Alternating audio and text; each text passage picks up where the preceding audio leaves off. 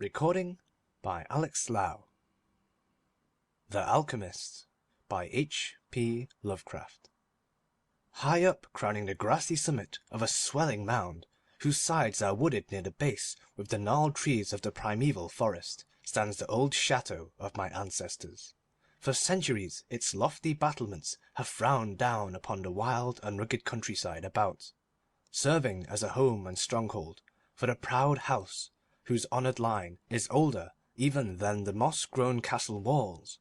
These ancient turrets, stained by the storms of generation and crumbling under the slow yet mighty pressure of time, formed in the ages of feudalism one of the most dreaded and formidable fortresses in all of France.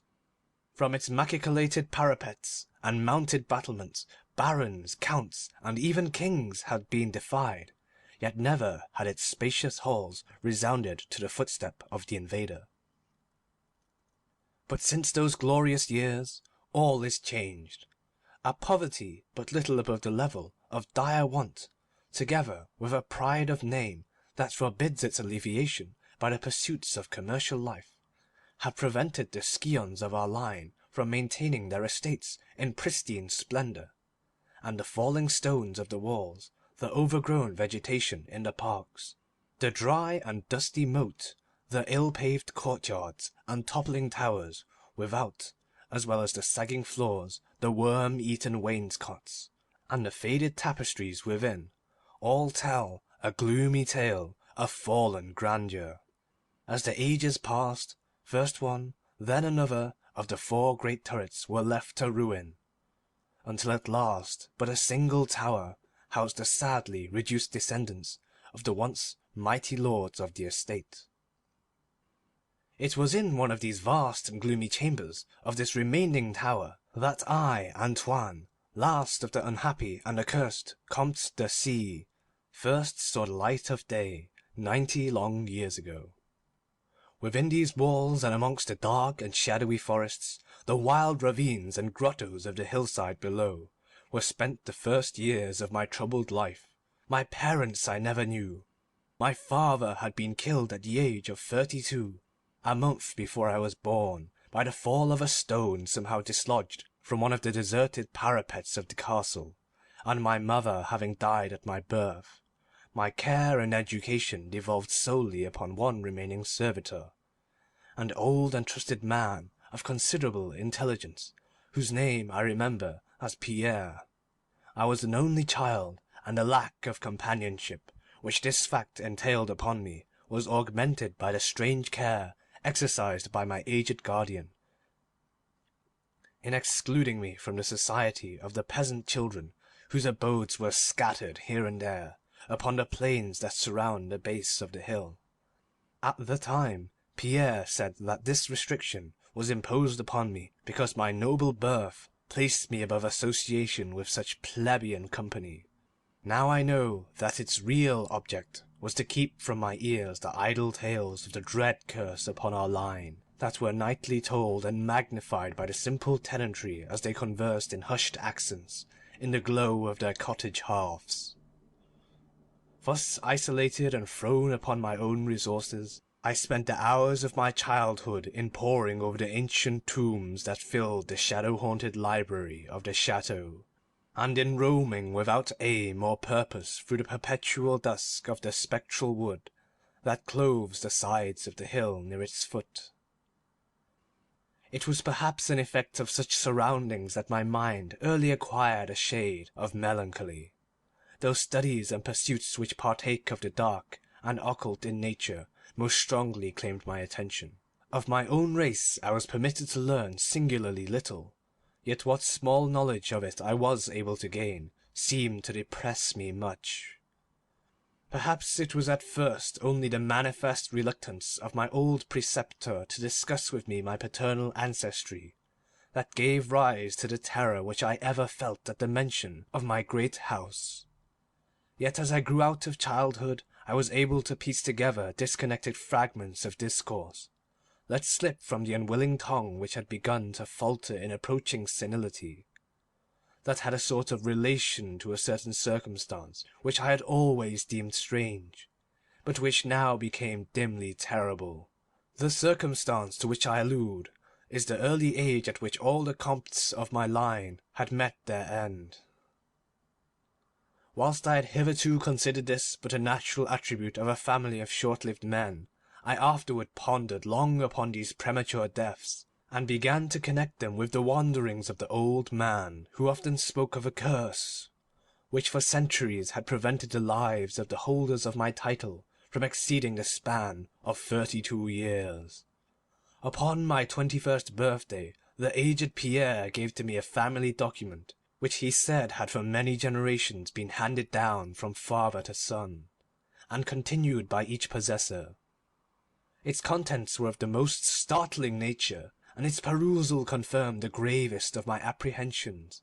At this time my belief in the supernatural was firm and deep-seated, else I should have dismissed with scorn the incredible narrative unfolded before my eyes.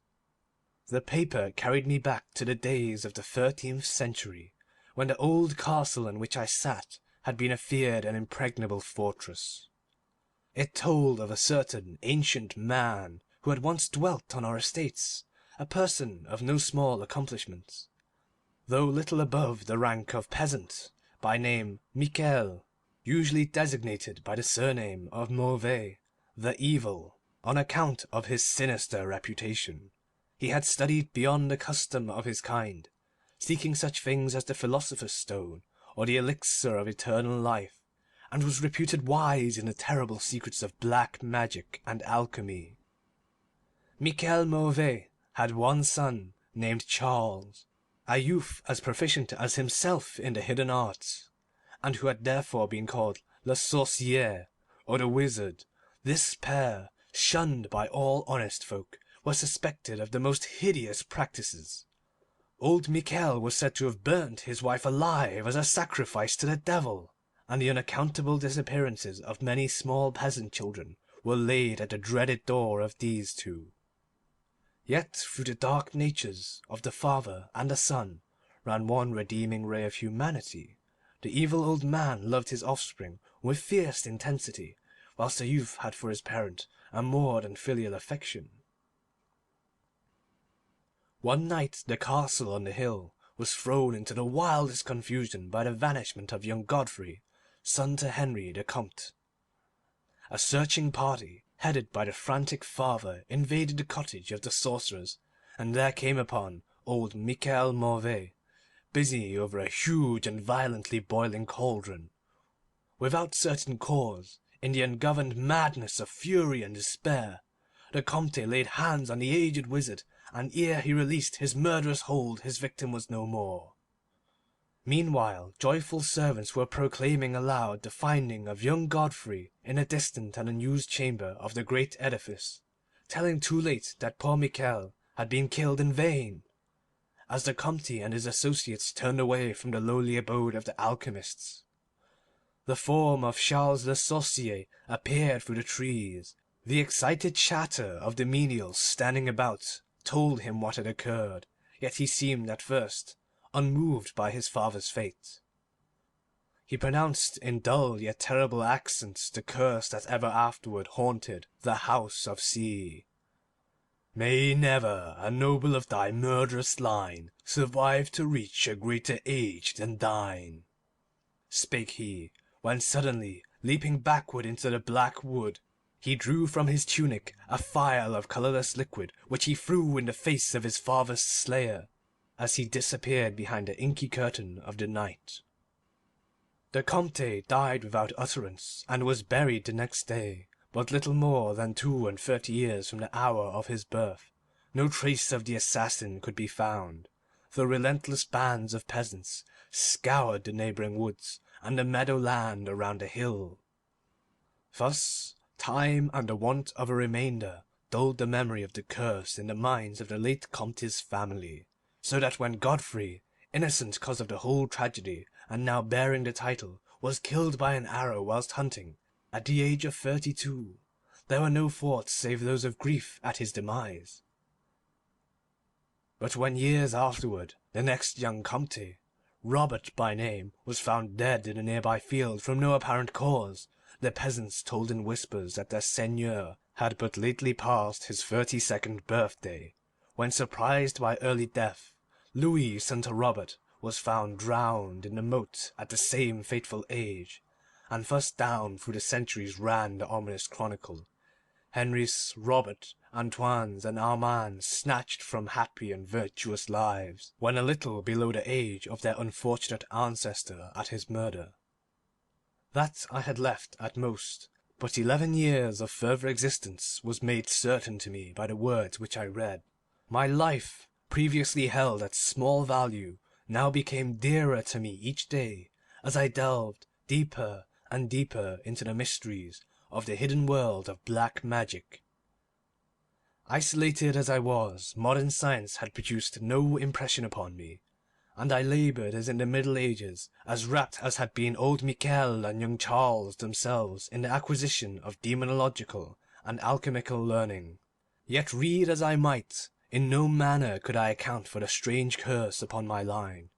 In unusually rational moments I would even go so far as to seek a natural explanation, attributing the early deaths of my ancestors to the sinister Charles Le Sorcier and his heirs, yet having found, upon careful inquiry, that there were no known descendants of the Alchemist, I would fall back to my occult studies, and once more endeavour to find a spell that would release my house from its terrible burden.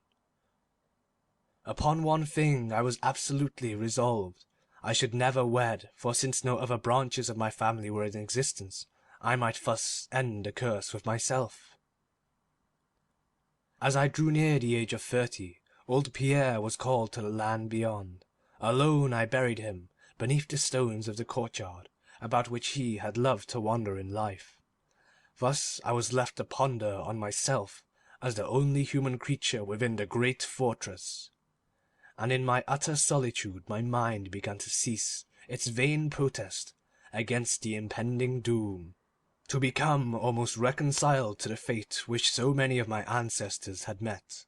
Much of my time was now occupied in the exploration of the ruined and abandoned halls and towers of the old chateau, which in youth fear had caused me to shun, and some of which old Pierre had once told me had not been trodden by human foot for over 4 centuries. Strange and awesome were many of the objects I encountered. Furniture covered by the dust of ages, and crumbling with the rot of long dampness met my eyes. Cobwebs in a profusion never before seen by me were spun everywhere, and huge bats flapped their bony and uncanny wings on all sides of the otherwise untenanted gloom. Of my exact age, even down to days and hours, I kept a most careful record, for each movement of the pendulum of the massive clock in the library told off so much more of my doomed existence. At length I approached that time which I had so long viewed with apprehension, since most of my ancestors had been seized some little while before they reached the exact age of the Comte Henry at his end. I was every moment on the watch for the coming of the unknown death. In what strange form the curse should overtake me I knew not, but I was resolved at least that it should not find me a cowardly or a passive victim. With new vigour I applied myself to my examination of the old chateau and its contents. It was upon one of the longest of all my excursions of discovery in the deserted portion of the castle, less than a week before that fatal hour, which I must mark the utmost limit of my stay on earth, beyond which I could have not even the slightest hope of continuing to draw breath, that I came upon the culminating event of my whole life. I had spent the better part of the morning in climbing up and down half-ruined staircases in one of the most dilapidated of the ancient turrets. As the afternoon progressed, I sought the lower levels, descending into what appeared to be either a medieval place of confinement or a more recently excavated storehouse for gunpowder. As I slowly traversed the nitre-encrusted passageway at the foot of the last staircase, the paving became very damp, and soon I saw by the light of my flickering torch that a blank water-stained wall impeded my journey. Turning to retrace my steps, my eye fell upon a small trap-door with a ring, which lay directly beneath my feet. Pausing, I succeeded with difficulty in raising it, whereupon there was revealed a black aperture, exhaling noxious fumes which caused my torch to sputter, and disclosing in the unsteady glare the top of a flight of stone steps. As soon as the torch, which I lowered into the repellent depths, burned freely and steadily, I commenced my descent. The steps were many, and led to a narrow stone-flagged passage which I knew must be far underground. This passage proved of great length, and terminated in a massive oaken door, dripping with the moisture of the place, and stoutly resisting all my attempts to open it. Ceasing after a time my efforts in this direction, I had proceeded back some distance toward the steps, when there suddenly fell to my experience one of the most profound and maddening shocks capable of reception by the human mind. Without warning, I heard the heavy door behind me creak slowly open upon its rusted hinges. My immediate sensations are incapable of analysis. To be confronted in a place as thoroughly deserted as I had deemed the old castle, with evidence of the presence of man or spirit, produced in my brain a horror of the most acute description. When at last I turned and faced the seat of the sound, my eyes must have started from their orbits at the sight that they beheld. There in the ancient Gothic doorway stood a human figure. It was that of a man, clad in a skull-cap and a long medieval tunic of dark colour. His long hair and flowing beard were of a terrible and intense black hue, and of incredible profusion. His forehead high beyond the usual dimensions, his cheeks deep sunken and heavily lined with wrinkles, and his hands, long, claw-like, and gnarled, were of such a deathly marble whiteness as I have never elsewhere seen in a man. His figure, lean to the proportions of a skeleton, was strangely bent, and almost lost within the voluminous folds of his peculiar garment. But strangest of all were his eyes, twin caves of abysmal blackness, profound in expression of understanding, yet inhuman in degree of wickedness. These were now fixed upon me, piercing my soul with their hatred, and rooting me to the spot whereon I stood. At last the figure spoke in a rumbling voice that chilled me through with its dull hollowness and latent malevolence. The language in which the discourse was clothed was that debased form of Latin in use amongst the more learned men of the Middle Ages, and made familiar to me by my prolonged researches into the works of the old alchemists and demonologists. The apparition spoke of the curse which had hovered over my house, told me of my coming end, dwelt on the wrong perpetrated by my ancestor against old Michel Mauvais, and gloated over the revenge of Charles Le Sorcier. He told me how the young Charles had escaped into the night, returning in after years to kill Godfrey the heir with an arrow just as he approached the age which had been his father's at his assassination, how he had secretly returned to the estate and established himself unknown in the even then deserted subterranean chamber whose doorway now framed the hideous narrator, how he had seized Robert, son of Godfrey, in a field, forced poison down his throat, and left him to die at the age of 32, thus maintaining the foul provisions of his vengeful curse. At this point I was left to imagine the solution of the greatest mystery of all, how the curse had been fulfilled since that time when Charles Le Sorcier must in the course of nature have died, for the man digressed into an account of the deep alchemical studies of the two wizards, father and son, speaking most particularly of the researches of Charles Le Sorcier concerning the elixir which should grant to him who partook of it eternal life and youth. His enthusiasm had seemed for the moment to remove from his terrible eyes the hatred that had at first so haunted them. But suddenly the fiendish glare returned, and with a shocking sound like the hissing of a serpent, the stranger raised a glass phial with the evident intent of ending my life as had Charles Le Sorcier 600 years before ended that of my ancestor. Prompted by some persevering instinct of self-defense, I broke through the spell that had hitherto held me immovable, and flung my now dying torch at the creature who menaced my existence. I heard the file break harmlessly against the stones of the passage, as the tunic of the strange man caught fire, and lit the horrid scene with a ghastly radiance. The shriek of fright and impotent malice emitted by the would-be assassin proved too much for my already shaken nerves, and I fell prone upon the slimy floor in a total faint. When at last my senses returned, all was frightfully dark, and my mind, remembering what had occurred, shrank from the idea of beholding more. Yet curiosity overmastered all. Who, I asked myself, was this man of evil, and how came he within the castle walls? Why should he seek to avenge the death of poor Michel Mauvais? And how had the curse been carried on through all the long centuries since the time of Charles Le Sorcier? The dread of years was lifted off my shoulders, for I knew that he whom I had felled was the source of all my danger from the curse. And now that I was free, I burned with the desire to learn more of the sinister thing which had haunted my line for centuries, and made of my own youth one long-continued nightmare. Determined upon further exploration, I felt in my pockets for flint and steel, and lit the unused torch which I had with me. First of all, the new light revealed the distorted and blackened form of the mysterious stranger. The hideous eyes were now closed.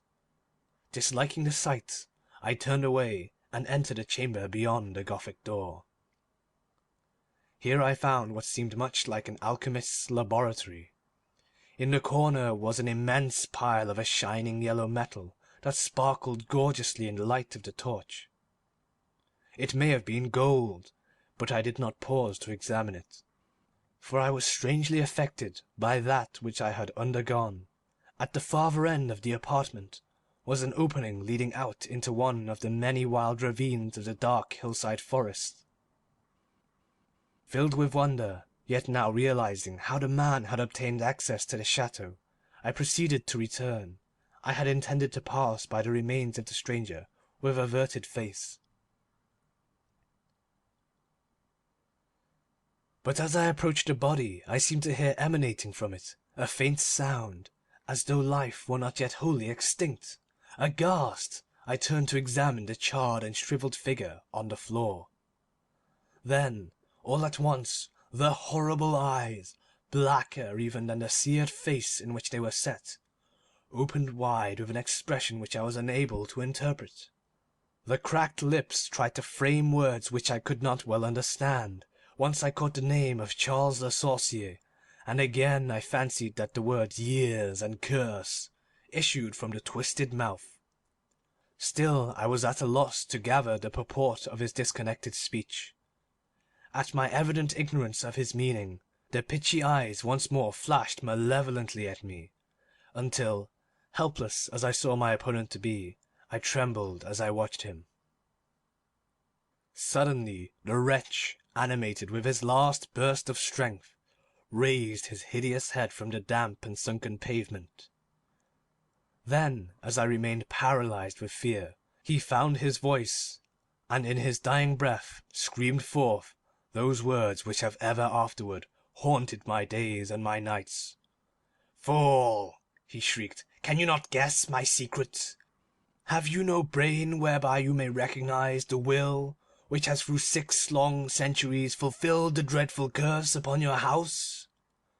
Have I not told you of the great elixir of eternal life? Know you not how the secret of alchemy was solved? I tell you, it is I that have lived for 600 years to maintain my revenge, for I am Charles Le Sorcier." End of The Alchemist. Recording by Alex Lau. Manchester, 2012.